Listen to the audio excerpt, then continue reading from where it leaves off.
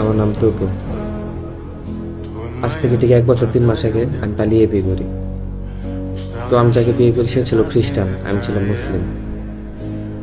সে আমার জন্য তার ধর্ম ছেড়ে দিতে পারে, শুধু আমার জন্য। সে আমার জন্য যদি তার ধর্ম ত্যাগ করে ফেলতে পারে, তাহলে তো ভাই তার জন্য আমি পুরো দুনিয়ায় ছেড়ে দিতে পারি। ছেড়ে দিলাম দুনিয়া যা আছে কপালে। পালিয়ে আসলাম ঢাকা। ঢাকা শহর, কোনো জব নেই, চাকরি পাই না 6 মাস, নাই কোনো চাকরি নেই। চলতে খুব কষ্ট, আমি চলতে পারতেছিলাম না। বাইচে আছে এটাই তো অনেক বড় কথা ভাই। কোনোভাবেই চলতে পারতেছিলাম না।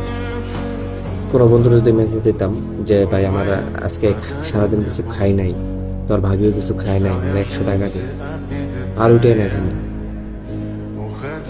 কখন এই অজুহাত ভাই। একটু আগে খরচ করে ফেললাম, আমার কাছে নাই, বাবার কাছে চাইছিলাম দেয় নাই। আমি কিন্তু তাদের কাছে টাকাগুলো চাইছি যাদের কাছে টাকা আছে, আমি জানি তাদের কাছে সবসময় টাকা থাকে। বাদ দেন, এই সময় ভাই আপনি কাউকেই পাবেন না। আমি পাই নাই, আমি জলজন্ত প্রমাণ। শেষে আমার একটা ভাই, মানে আমার আপন বড় ভাই বললেই চলে, তাকে আমি চিনি না, জানি না, তার সাথে আমার কোনো পরিচয় নাই, সে ইত্যাদি থাকে। তার সাথে আমি পালানোর 1 বছর আগে তার সাথে আমার পরিচয় ছিল ফ্রি ফায়ার গেম খেলতাম। সম্ভবত সেইখানে তার সাথে আমার পরিচয় নেই। তার সাথে শেয়ার করছিলাম যে ভাই আমি এরকম এরকম একটা রিলেশন আছে, ভবিষ্যতে বিয়ে করে চিন্তা আছে। তো তখন আমাকে সে বলে রাখছিল যে তুমি যদি কখনো এরকম করো, বিয়েটা করো, তাহলে আমাকে বললো, আমি যতটুকু পারি তোমাকে সাহায্য করবো। ঠিক আছে, ওই কথা তো ভাই আমার মনে নেই।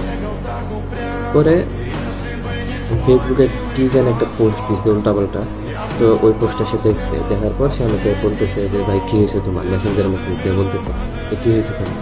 আমি বললাম ভাই এরকম এরকম বিষয়। তো আমাকে আগে বলবা না, বিকাশ নাম্বারটা বলো।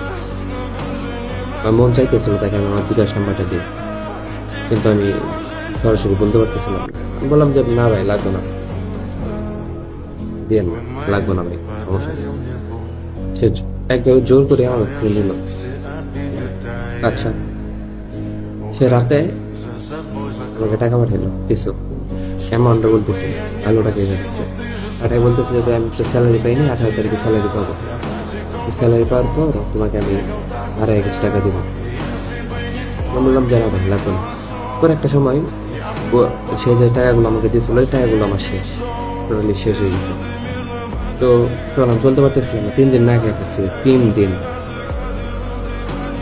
আমি তাকে মেসেজ দিতে পারতেছিলাম, মন চাইতেছিল তাকে মেসেজ দিতে পারতেছিলাম না। আমি সে নিজে থেকে আমাকে মেসেজ দিল যে ভাই কেমন আছো, কীভাবে চলতেছো, হ্যান ত্যান।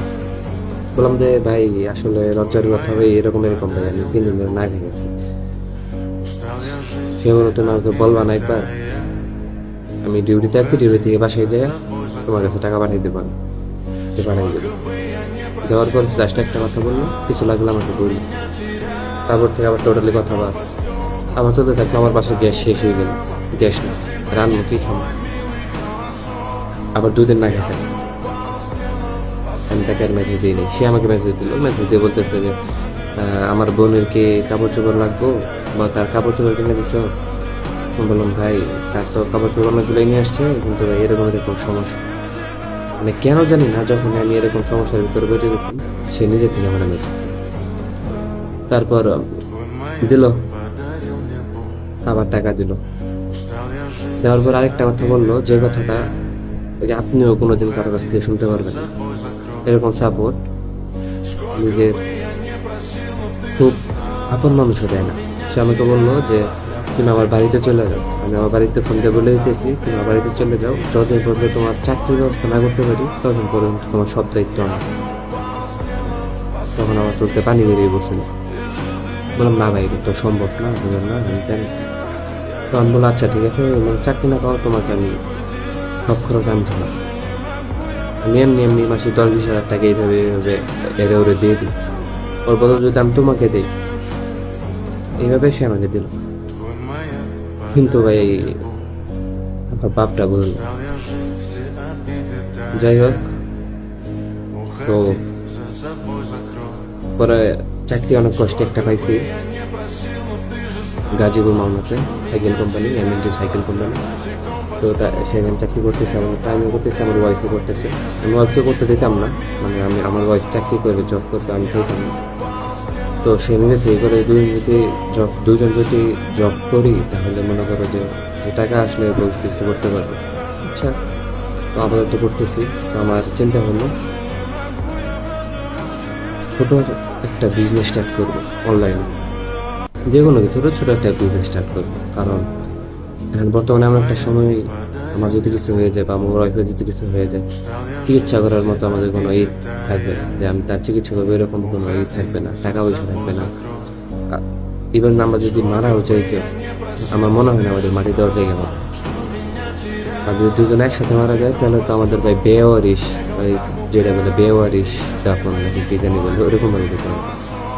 তো দোয়া করবেন আমাদের জন্য, যাতে যে চিন্তা করছি যে ছোটোখাটো একটা বিজনেস স্টার্ট করবো আমি, সেটা যাতে করতে পারি। ভালোবাসা রাখবেন, আপনাদের বোনের জন্য দোয়া করবেন, আমার জন্য দোয়া করবেন। ধন্যবাদ। আসসালামু আলাইকুম।